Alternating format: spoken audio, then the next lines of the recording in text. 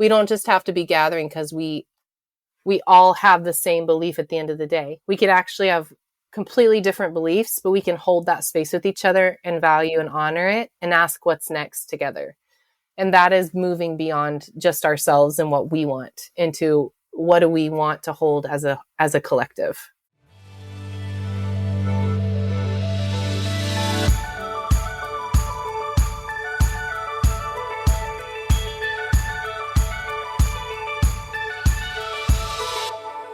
Hello, and welcome to the Shifting Culture podcast, in which we have conversations about the culture we create and the impact we can make. We long to see the body of Christ look like Jesus. I'm your host, Joshua Johnson.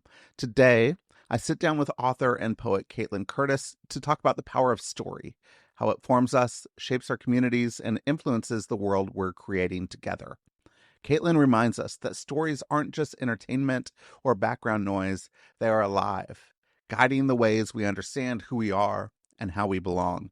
In her new book, Everything is a Story, she invites us to see stories as both linear and cyclical, holding seasons of grief and lament, but also renewal, resilience, and joy.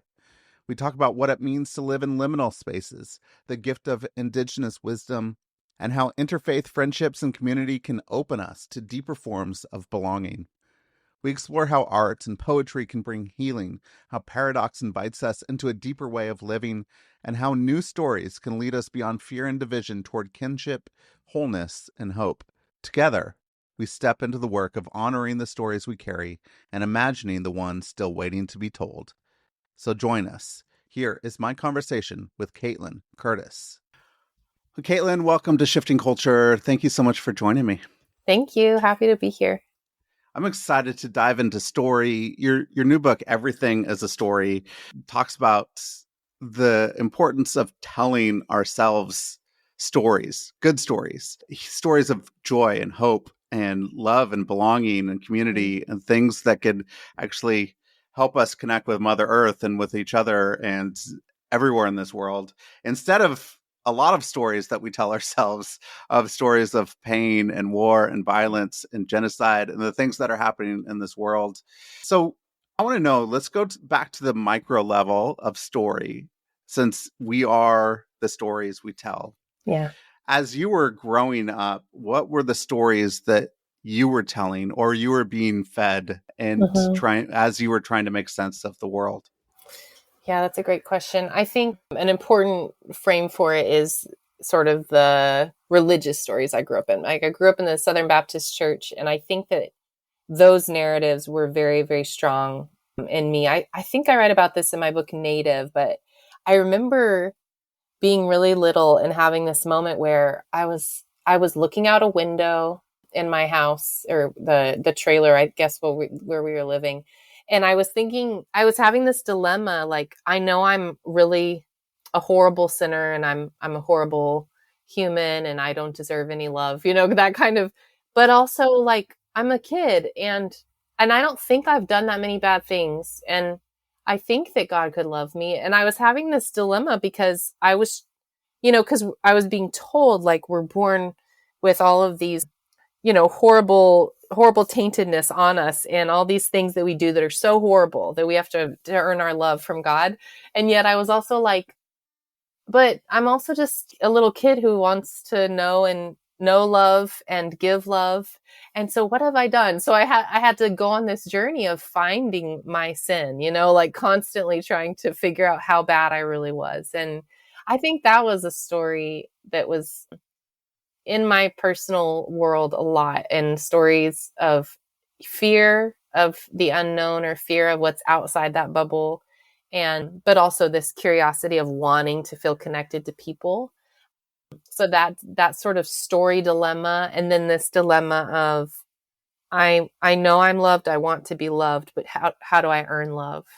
And I think that was kind of in the background of my life a lot. And then the way I did find healing and sort of medicine and care is through poetry and through words since I was little. And so also the story that there are spaces inside of ourselves where we can find really beautiful healing and kind of hold ourselves safe in chaotic times when we're young. And that's there too, if we can access it. How did you access it? Well, what does that look like as you're saying, hey, there's some space in me, even though I feel like there's something different on the outside? What did that look like? It was retreating to my journals. I have journals from probably, I'm looking at them right now, from probably age 7 or 8 on till now. And some of them are really just, like stream of consciousness thoughts. Many of them are prayers, and many of them are songs or poetry that I'd written. And so much of it is like, I'm trying to grasp and understand the world around me and other people's pain that they're going through. And I'm trying to like alchemize that and make sense of it and write. It was so much about writing to find healing somehow. And I think that's because I was longing for that. So it was very much like close the door to my bedroom, go into this kind of safety bubble where I would listen to music, my favorite CDs that I had, or the radio, or watch my favorite TV shows that were very comforting to me, and write in my journals. Like those things gave me comfort in that sort of bubble of safety. So art, through so much art. Art is healing, and it could really change the world and help people Yeah. navigate what the world looks like. So as you grew up and you started to reckon with other parts of yourself that wasn't just the religious upbringing that you had, but it was other aspects of who you are, how did you start to make sense of the other aspects of you? And where did you make room for a more expansive story than what you were telling Yeah. yourself? I think that really probably started in my probably like college age for me. I think that in my sort of adolescent and teen years, my safety was found in the church, in assimilating to become very much like the social cultural norms, religious norm around me. And so which became my safety bubble, but at the loss of ignoring other parts of myself or my story, like being Potawatomi, and sort of celebrating, or being someone who loves to ask questions. Like I had to do that quietly, like it wasn't allowed. And so trying to hold on to those parts of myself, but also be in the roles that I had. And so I think that in college, I was able to go somewhere that allowed me to expand into some questions and have space for community where I could ask those questions safely. And that was where I really started exploring that. And then, I had my first child at 23. And so that was still young. That was still college age, but I was like having kids, and that forced me to ask deeper questions of my identity. If, how did I grow up, and how do I want them to grow up? What do I want them to have that I didn't have? And so that forces you to ask some big questions about who you are. And so allowing me to dive deeper into my own beliefs, my own spirituality, and also my own identity was really important at that time. You're asking those at a small level with your family, with who you are, your identity. You're asking the question of what story am I telling and who am I? And I think we do this at a macro level too. So Yeah. we're looking at like, who are we as a community? Who are we as, right now we're in America. So who are we as American citizens? And Yeah. what kind of country do we want? Who are we? Mm-hmm. There's so many questions that we're asking, Right. and we're telling different stories. Mm-hmm. One of the things you do to help us navigate what kind of stories we're telling, you talk about the shape of stories and where they come from. Can you just lay out what did you see as the shape of stories and how they start to form in this world? I wanted to touch on this in a few different ways in the book. So I talk about cyclical and linear stories, which are, two very different ways of understanding stories in the world. Like cyclical storytelling, of course, is very grounded in, Indigenous ways of experiencing the world. A more kind of Western approach is the linear storytelling. And we experience both in different ways. And so it's helpful for us to be able to see that, we see it in literal, fiction that we read. We see characters going through these different lessons, either in a sort of a linear way or a cyclical way. And I often am trying to help people kind of break away from some of the linear stuff to understand that as people, we need cycles, we need seasons, we need to be moving in that way. And then I also categorize stories as liminal, loving, and lethal. So that's also another way that stories can take shape and how we pay attention to them is, are we sharing stories of love? Are we sharing stories that are lethal, that harm? And what stories are liminal, where we're not quite sure what to make of them, or we don't know the answer yet? That's a lot of stories, as well as that gray space. And I think it's good to honor that. Since you write about liminality, your Substack's the Liminality Journal, you're really looking at liminal spaces. What is that for you, and why is it so, this place of tension and don't know really where we are? Why is that so important for you to navigate and help us discover?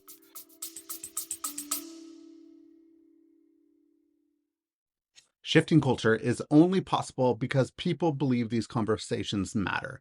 But to keep this show going, we need partners who will invest in it.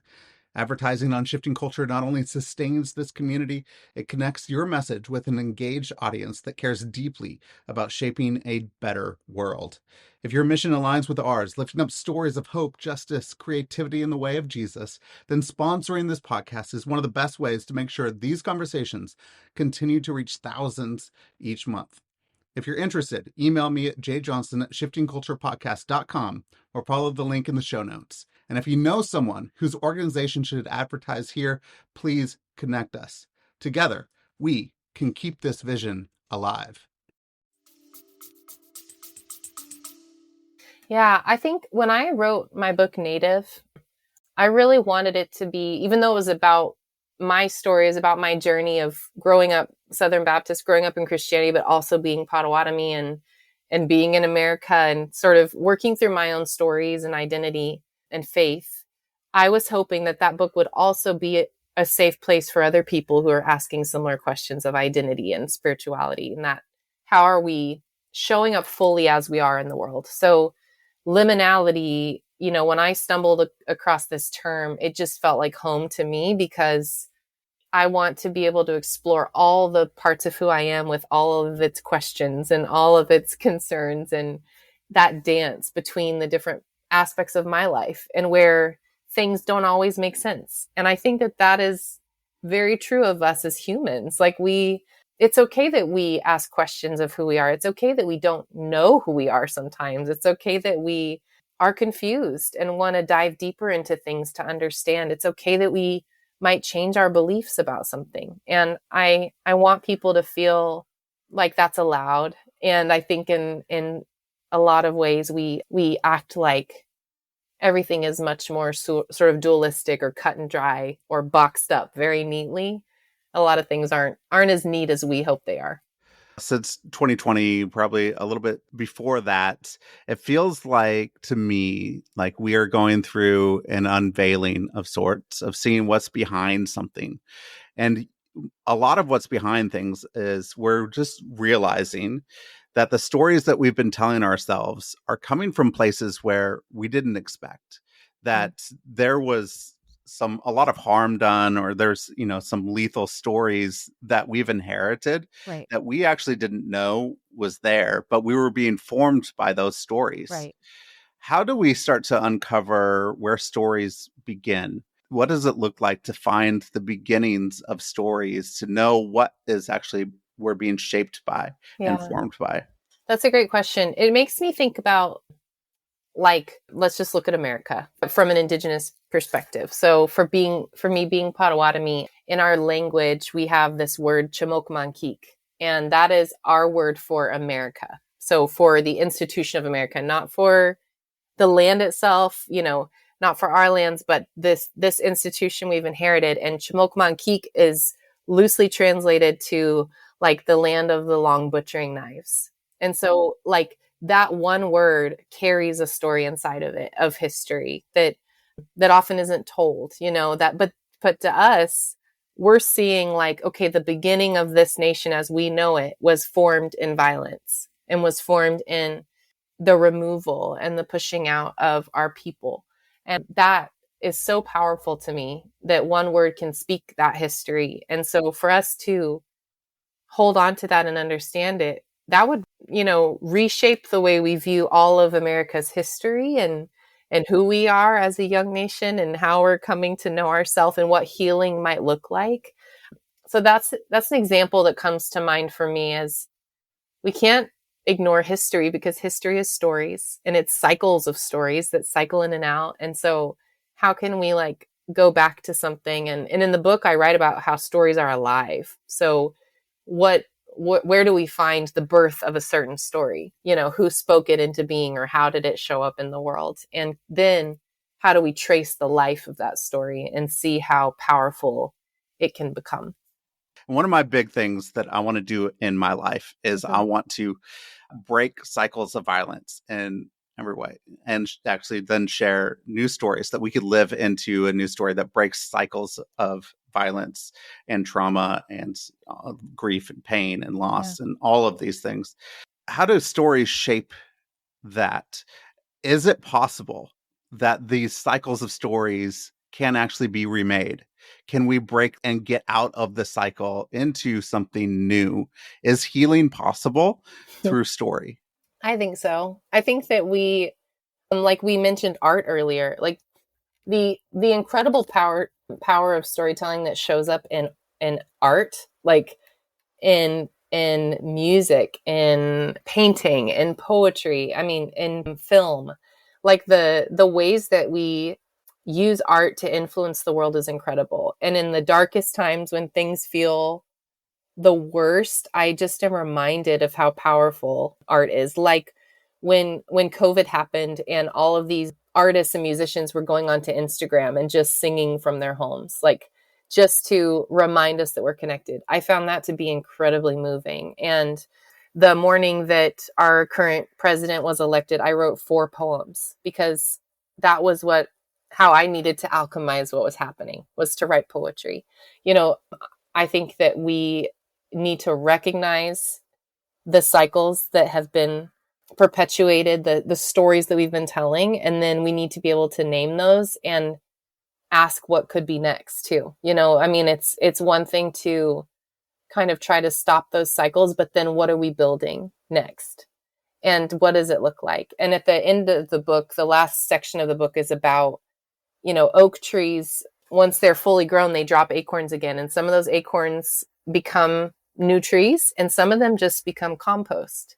And both things are needed and necessary. And so it's important for us to ask, like, what stories are we going to allow to become the dirt again, to compost? And maybe those are some of those stories of violence that we want to change. And what stories do we want to grow for future generations? And I think sometimes we can easily name those. I think sometimes it's harder to name those. But usually we're in the middle of the transformation. Like we're often in the middle of it, you know. So it's hard to see the beginning or end when we're in the liminality of it and we're living through the story. If we're living through the story and liminality of this story that we're in, is there a way to zoom back? So what does it look like to zoom back so we can kind of see what's going on with the story? I think when you're in the middle of story, you could cause more harm than before if you don't actually reckon with the story that you're living. So how do we see it? How do we know it? Mm-hmm. This makes me think of this metaphor I often use when I'm leading retreats and stuff, and it's this like Band-Aid metaphor. So I talk about for example, like Indian boarding schools. The boarding school era is not something we often talk about in the United States. We haven't really dealt with that reality. And so I've shared before, you know, it's like we have this, as a nation, we have this like gaping wound on our arm. And instead of like looking at that wound and trying to figure out how it got there and what it's doing, we just put a bunch of bandages on it and hope it'll go away. And we might mention the wound. We might talk about it a little. We might, you know, acknowledge that it's there, but we're going to just quick fix it and put some bandages on, while we don't recognize that underneath those bandages, this wound is just festering and it's not healing and it's getting worse. And if we were to take all the bandages off and look at this wound and name it and see, how did this get there? What caused it to get there? What healing needs to be done to really take care of the wound from the inside of what it is, and then bandage it and let it do what it needs to do? How might that be different? So as a nation, how can we come to terms with who we are and be honest and name that and ask what healing might look like? That's kind of that, to me, that's that stepping back idea. And that's why I wanted to write the book, because stories grow from the micro to the macro. They start small and they become societies. They become full cultures of people is born from a story. So we need to like give stories their honor because they are powerful, you know? And so for us to step back and say, okay, here's a story. I'm going to follow its life cycle and see where it takes me. Even that is a really powerful exercise. And I encourage people to do that. Like pick a story and follow the life of that story and see where it takes you. I think that's really important. Do you have a poem that you could read for us that can actually help us dive into this topic? Yeah, let me read this poem. I wrote a poem about Saint Bridget and Jesus and like sitting down to lunch with them. I really love this one because it was really meaningful for me. And actually, writing poetry is a very spiritual practice for me. And I wrote this poem after returning from Northern Ireland on a trip. And it was a time for me to, I'm in a liminal space of asking questions about my own spirituality always, because we always are, but thinking about, Celtic spirituality and Christianity and the colonial Christianity we've inherited here in the United States. And as an Indigenous woman, and how am I understanding who I am and the context of who we are? And so I was reading a lot about Saint Bridget, who is this very liminal person, and she's so well respected. She's a Celtic goddess and a Christian saint. So she literally is someone who lives in liminal space. And that's beautiful to me. So I wrote this poem based on that. I'd like to sit down to a long lunch with St. Bridget of Ireland and Jesus of Bethlehem and have a conversation about liminality. I'd like to know about that water to wine situation and what it means to rest, how it feels to wander hillsides tending to people's deepest needs. I'd love to understand how to bring people together at water wells of healing when everyone says we are better apart. I hope they'd ask me how I can be quiet yet full of fire, and what it means for each of us to have lived in the time we lived in, what it means to show up liminally in a world that doubts the power of paradox. I'd like us all to tell our favorite stories of Mother Earth and remember the cultures we come from and the ones we constantly return to, the ones that hold us even when we forget ourselves. I'd like us to grieve the things that aren't as they should be, colonialism and genocide, oppression and hate, and right then and there hold each other's hands and promise to never give up on the power of kinship and belonging. Then I'd like us to finish our cups of coffee, brush the dust from our shoulders, and vow to meet again in the other world, the Milky Way, in the highest heavens, so we can look around together at every moment when the people found each other's sacred centers and decided to get it right. The power of paradox is something, that you mentioned there in your poem. Yeah. That we've forgotten the power of paradox. I think in America, we've forgotten the power of paradox. One of the things I appreciate, for some reason, as I'm talking to people in Britain for this podcast, we talk about paradox a lot. I mean, paradox comes up a lot. It doesn't come up a lot when I'm talking to Americans. And we're living in a moment right now in America where it seems like there isn't room for a both and. There isn't room for paradox. Mm-hmm. There's only room for one story on one side and one story on another side, and people can't hear each other because they don't believe the other story. How do we reshape paradox story within a culture that is so binary as it is at the moment? This is the question I'm asking right now too, because it's really frightening. I live in a community of people who have very mixed political beliefs, so we're a purple area, and I think about this a lot in our community, like what it means that, that the neighbor next door has a very different political belief from you, but if you need to go to the ER, they're the person that you're going to have to call to take you.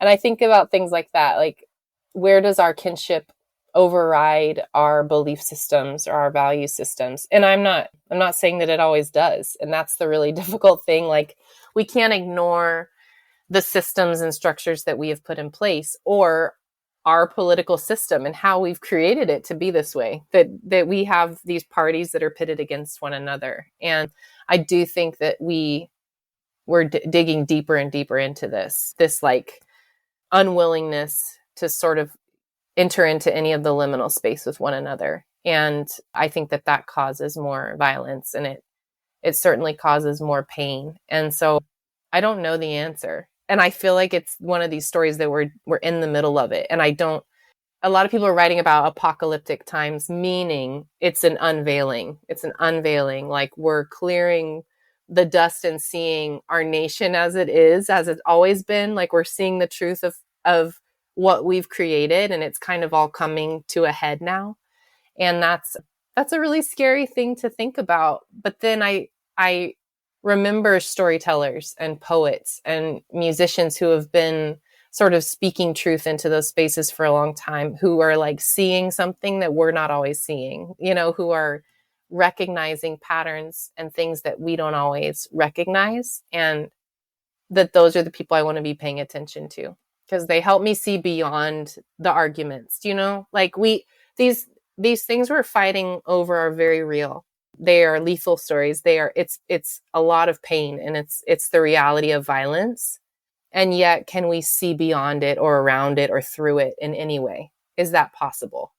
I think it is possible. And I think there are people who are doing that, but they're not going to be the popular ones. Is there any indigenous wisdom or storytelling aspects that you have found that could help us see through or around what this is? I mean, I think a lot about just what our ancestors have gone through. I've seen a number now of indigenous people writing about, like, we've been through apocalypse before, like we've known times like this for our people. And we knew that things were getting worse, and we held on to our stories and who we are, and we got through it. And we gave to future generations. I think something that I hold a lot, at least for my lifetime, and I talk about this with other people, especially in retreat settings, is like, imagine this liminal space of your life where you exist. You have your ancestors who came before you, and you have those future generations that are going to inherit what you give them. So our lifetime right now, in all the ways that we interact with everyone around us, with ourselves, with Mother Earth, like we're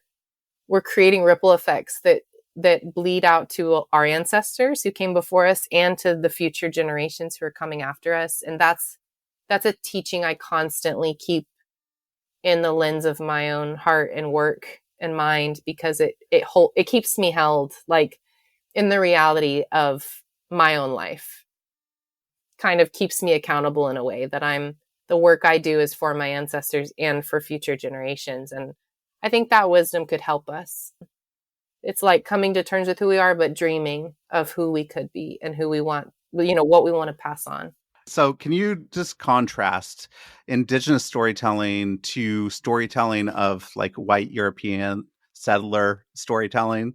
Like seeing a different way of story can help us. Yeah. I mean, I'll go back to the linear and cyclical, because I think this is something I share a lot with people. Like, I'll talk about my work day and my work life. I'm an author and a public speaker, so I have to sort of create my own rhythm of my day. And so I have to be very conscious of working through sort of the hustle culture and very consumerist, extractive culture that is publishing and is social media. And as creators, we're always trying to find new, clever ways to be seen. And it can be really exhausting and really difficult to keep up with. And so that's kind of the, like, if you do this right, you'll get this. Like, if you work hard enough, this is the result you'll get. That's a very Western colonial way that we've inherited those messages.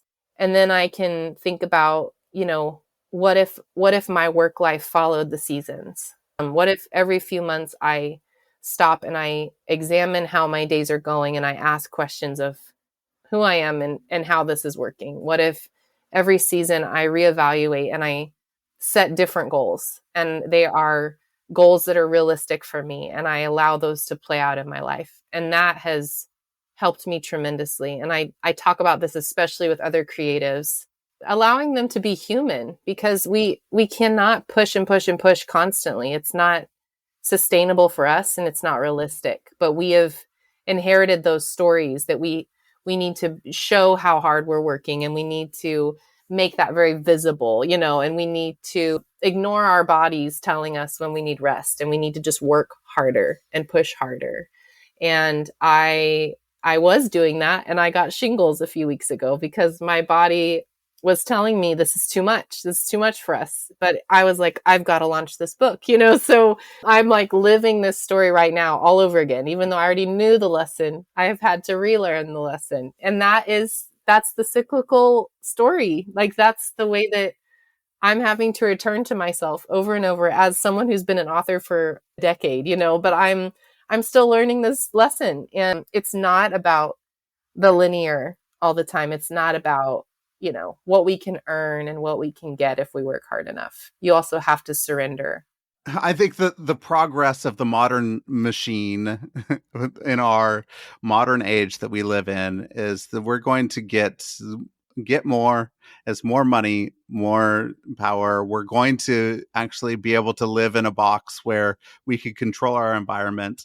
We could have electricity. And so that means work never stops, right? You could do work at 1 a.m. if you're like, okay, I need to get some more work done. You don't even go back to the cycles of the sun and, night. And, we're not even going through the day cycle anymore. We're just in this this controlled box where we don't know what's up anymore. Yeah. So how do we ground ourselves with the rhythms of Earth? Mm-hmm. And how can we actually tell a story that we're actually connected more with the Earth than we are in this in this Western modern world we live in? We're not connected with Earth anymore. Yeah. I mean, it's more, there are more ways to do it than we realize. Like, you can step out in the morning and greet the sun. And that's a really helpful thing to do for a number of reasons: for health, for mental health, for spiritual health, to start the day with gratitude and like welcoming grandfather sun as he's rising is really special. So just to step outside and let your body get some vitamin D is really good. But even just like read books based around nature, like read nature essays, read poetry that reflects something of the earth. If you can't go on walks in nature, if that's not available to you or possible, read and listen to people who talk about the earth. Read books that explore, even if it's like science of the earth, watch nature documentary, because we do have to reframe our story with Mother Earth. And I often have people do journaling practices where they write love letters to Mother Earth, because that reframes the way we think about the earth as a commodity, and it becomes like a relationship with another person or a being. And so if we begin to write letters to this person, well, then obviously they have to be real if we're writing them notes and speaking to them. And so how might that begin to change the way we understand even climate work or the ways that we're interacting with the earth and each other? So it's possible. And read Indigenous people's work, listen to Indigenous music. We've been grounded in the ways of the earth for a long time. So learn about the seasons through our lens, if that's helpful. But there is so much out there, and I'm grateful for that right now, because I think a lot of people are hungry for it. I think so many people are hungry to live in a more cyclical, seasonal, connected way. And so if we can even just start small, we don't have to overhaul everything right away. That's overwhelming. Like, start with one book, start with 10 minutes a day outside, standing in the sunlight, just meditating, see what that brings up, and allow that to be a starting point. One of the places in your book that you talk through is about merging stories with others. What does the merging of stories look like with other people? Maybe interfaith stories and stories of the rest of humanity, that it's not just our story. What is that? One thing that I have deeply valued from social media is some of the colleagues and friends that I've made in so many different circles. And that has been a huge gift to, when you find someone online and you really connect with what they're saying or what they're sharing. And so you send them a message or you send them an email, and then it sparks this connection and friendship. Like, that's such a gift that social media has and does give us. There are beautiful people out in the world who are doing really good work, and we can find each other. And so that has been my experience with so many different writers and other authors, and my interfaith work as well. That is something that is so beautiful, that our stories don't have to be the same. They shouldn't have to be the same. But when we come together for the sake of listening and learning from one another, and doing that as a committed, slow work, that we're not listening to each other's stories and entering into those relationships so that we can like fix something right away, but we're coming into it so that we can learn and have that exploration of one another's experiences. That is really powerful and is a much more sustainable way to engage with one another. And I think that that is where kinship is sort of born. And so many of my interfaith relationships, the foreword of the book was written by my friend Simranjit Singh, and he has been one of my closest friends in the interfaith world for a while now. And I'm so grateful for him. And for him to write the foreword for the book, like, is one of those moments where he's naming our friendship and sort of sharing how he's grateful for my work. Now I'm so grateful for his work. So we can merge in so many ways that are unexpected. And I invite us to be surprised by the ways that people show up to each other, because I think that if we hold that expansive vision, we might find people in places we never thought we would. That's a beautiful example, as you're looking at your different spaces that you actually live in. Have you seen an example of a community or somewhere that has been telling different stories, that they come together, they've listened to one another, they take space to listen to one another's stories, merge those stories, and start to find healing in community?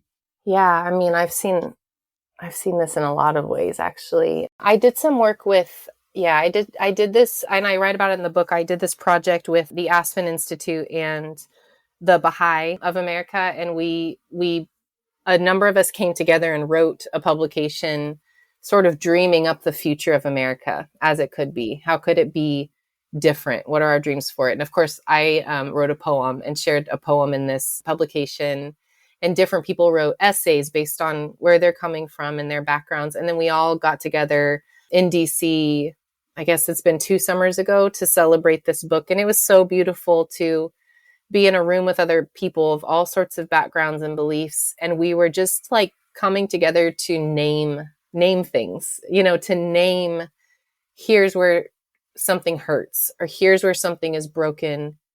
How can we come together and dream of a new way forward? And that was such a gift. And I'm so grateful to have had the opportunity to be part of it, because it's created really great friendships and reminds me that, being a writer can be very solitary work. We're just sitting in our space, we're writing, and we're hoping that what we're writing is going to make sense on the other side, and that, that we're giving enough to the reader. And as lonely as it is, it also, for me, is such a communal practice, because I think of the people who inform me and shape me. And those people, have become part of my community as I write. And so, that was a really beautiful experience. What happens when we're giving stories and our stories are either not received or we're not getting stories back? And I think that happens a lot, is we feel very lonely in our story, that our story isn't heard. What happens when stories are not actually held and heard? I think that you're right. That does happen a lot, and it creates a lot of pain, and I think that's where I think that's at the root of so much loneliness in the world. And I think it's interesting too, because social media can be such a powerful form of storytelling, but it can also make it really hard to share our true story. Like, we want to share a story that is easily taken in by others, easily digested, and so we kind of might make it more palatable to the reader on social media, or to whoever's scrolling by, instead of sharing kind of the nuance or the complexity or the liminality of the story. Like, these are the things I'm struggling with, and does anyone see me? And that is really hard. And I do think that in so much of sort of the othering and rejection that's happened, I think that those people have found each other and are beginning to form circles within that othering. Like I have friends who run, my friend Gareth Higgins runs, so many storytelling events, and he's bringing people together based around the power of story. And many of those people might be the people who have felt othered or have felt, like they haven't found a place for their story. So sometimes people just need to know your story might not be palatable to certain people, but it's safe here, or it's safe in this context, and you can share it and you don't have to be afraid. And that's where we have built really powerful communities of people who are coming together because they didn't fit the boxes. And that's such a beautiful thing, but it takes time to find each other sometimes, and that's hard. I've seen some people of like, hey, here's a story of harm. Me and my community, we've been harmed. And they they build a story platform of being against one thing. And they never move into a place of how do we actually have reconciliation, healing on the other side and tell a better story? What's the move to a better story? What's the move to healing and not just staying in what we're against? Right. That reminds me of so many of our faith deconstruction spaces that we want to deconstruct, and we want to step out of the harm that, the harmful institutions or communities we've been a part of.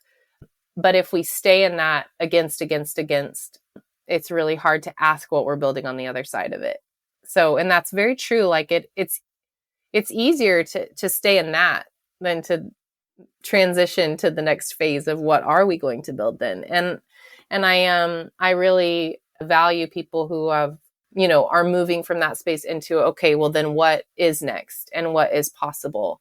It's really important for us to be able to hold our rage, as someone who grew up not allowed to be angry, that was like a really bad, sinful emotion. It's really empowering to be able to be angry especially about injustice, but we can't stay there because it'll burn us up alive, because it's not sustainable. And so the dance between having that fury and rage and then alchemizing it into something is really important. And again, I think that's where art happens. It's when we alchemize, a team of dancers take something really horrible that's happened and they work through it and they alchemize some beautiful new dance routine into something that's healing for the audience, or someone writes a book from their trauma and pain, and it's harder to do that in groups when you've created an organization, or it's like when it's a bigger level and you're very much trying to position yourself in a certain way,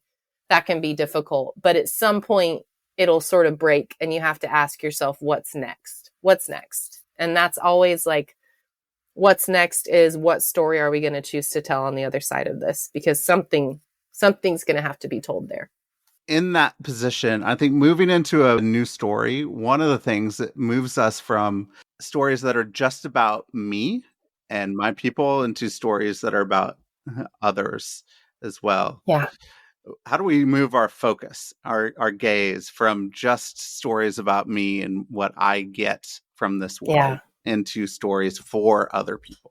Yeah. I write about in Living Resistance, even about how our routines of self-care and self-love aren't meant to just stay inside of us, that they should overflow somewhere. And I think that's even a reframing of what self-care is, that it's not just, only for us. It is for us, but it informs how we show up in the world. So if I'm truly taking care of myself, if I have learned to love myself well, then I might see someone else who's struggling to love themselves well. And I might say, I see something in you that you're struggling with. I want to share this with you. I want to be on this journey with you. And it's for them, but you're using the tools that you've had for yourself in understanding that. And that's a really beautiful, connected way to show up with others. And the hard thing is when we don't see anything in common with someone, that there is this, well, how do I practice belonging with them when they're so different from me? And that's even a story I think that we have to reframe, that we don't have to be alike to care for each other. And kinship is so much deeper than we have the same interests, so we're kin. We belong to each other because we like the same political party or we like the same music. How do we actually belong to one another? Because at the end of the day, we have to see something in one another. And that's where we are lacking that. Like, we aren't seeing the value in one another. We're not seeing the value in certain people, but other people have earned our value. And that's a really problematic way to see each other. So we have to step out of ourselves and be willing to kind of enter into the stories of others. And that's interfaith work is like that too. We talk about, like, we don't just have to be gathering because we all have the same belief at the end of the day. We could actually have completely different beliefs, but we can hold that space with each other and value and honor it and ask what's next together. And that is moving beyond just ourselves and what we want into what do we want to hold as a collective. Is there a way to do that with people that we believe are inflicting harm? And so we, like, if there's room for everyone, there should be room for everyone I know. and belonging. And that's probably one of the hardest things to do is, okay, they're inflicting harm. How do I make room for them? What does it look like to show up and tell a story with them? Is it possible? Yeah, sometimes I'm not sure. So maybe I don't know how to answer it.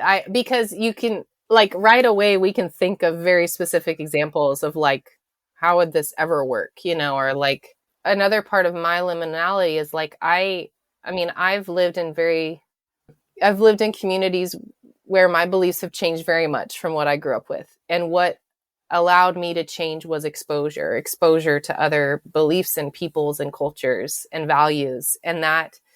But now it's interesting coming to who I am now. I'm not necessarily demonizing the people who are like the people I grew up with. Do I agree with them? Do I see harm? Yes. But I also grew up in it. So I know what it was like to be in those spaces. I know what it felt like to not want to ask questions and to not want to step over certain lines. And that it was a very fearful, scary place. So I have this strange empathy for those spaces because I lived in them when I was young and now I'm outside of them. And that doesn't mean that I could enter in and just be great. I have dreams where I, like, probably a few times a year, I'll have a dream where I go back to my, like, childhood church. Like, as I am now, I show up and it's never good. It's always, like, very awkward and I feel it in my body as I'm dreaming, like, this is really hard. So that probably means that's a dilemma I'm working through still. It's hard. I have a lot of respect for organizations and people who are trying to walk that line and, like, bring different people together for conversations. And all I can say is that stories are so powerful because they help change us. And the exposure to different stories helps change us. Like, the exposure to different stories I had in college helped change me. One of my best friends was an atheist. And so I loved her and I loved who she was and I wanted to understand who she was. So we took care of each other because we were so different, we wanted that, like, that mattered because we wanted to know and love each other well. And if there's a foundation of that at all, then we can walk through that with other people. There often isn't that foundation. That's the problem. That's a story we need to tell differently. But stories are powerful because they bring people together in ways you might not imagine. What hope do you have for Everything as a Story? I hope that it gives people just the freedom to look at stories differently. Like, I did not want it to be a book about here's the right story and here's the wrong story and here's how we're going to fix things, because I don't know how we're going to fix things necessarily, but I know that storytelling is powerful to help us fix things. And so I wanted it to be a book where we can just step back and see, okay, stories are everywhere and they are incredibly powerful. How do we hold space and respect them and, like, choose to be a part of what they're telling and actively choose to tell better stories. And I hope that something in my book, any small thing, can encourage people to do that. Beautiful. A couple of quick questions I have at the end for you. One, Kaitlin, if you go back to your 21-year-old self, what advice would you give? Oh my gosh, that's a loaded question at the end. Oh my goodness. It would just be, like, to really learned to feel and understand how loved she is. That love that she tries to give to other people is also there for her if she needs it, when she needs it. That's beautiful. Anything you've been reading or watching lately you could recommend? I'm reading, oh shoot, I always have to see the books I'm reading because I'll forget. I'm reading Care of the Soul by Thomas More, and I'm always reading something by John O'Donohue. He's an Irish storyteller and poet and writer and theologian, and he's just, everything that I read from him is so full and deep and helps me do the stepping back to look at things from a bigger lens, which is really important for me as a writer to be able to have people who help me do that. You're the second person this week that has talked about John O'Donohue.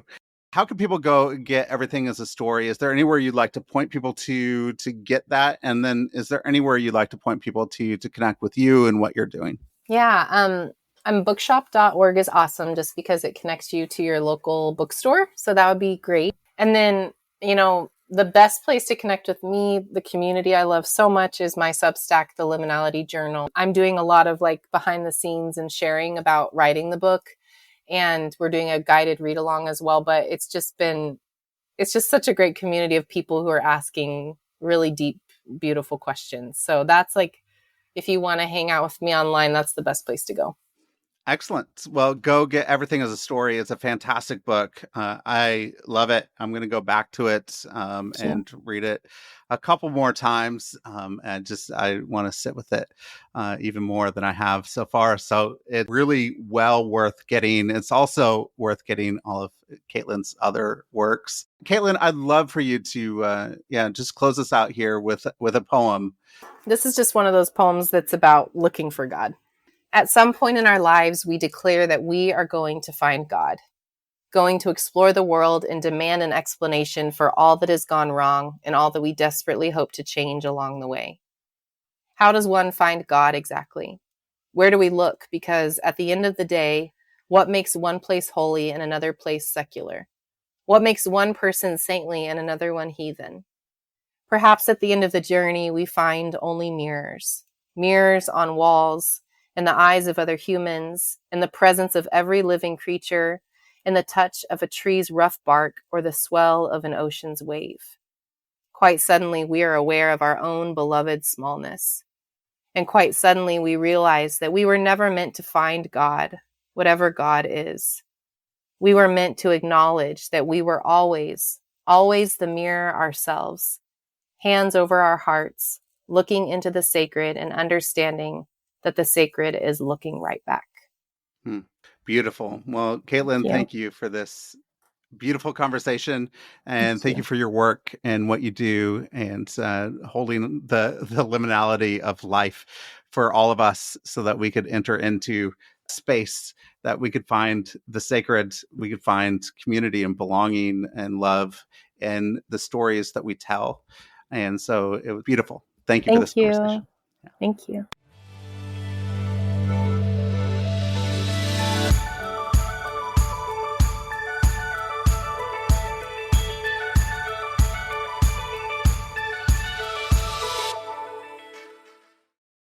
Thanks for listening to this episode of Shifting Culture. This show was edited and produced by me, Joshua Johnson, at Shifting Culture Productions.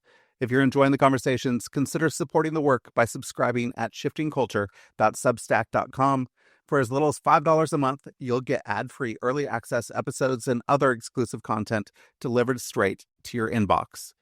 I'd love for you to not just listen, but engage. Reach out. Share what's resonating, and let's keep shaping culture together. Whether you're a listener with feedback, a creative with an idea, or a brand looking to connect with a thoughtful, engaged audience, let's talk. If you're interested in advertising on the show, I'd love to hear from you. Contact me directly for rates and availability. Until next time, let's keep shifting culture.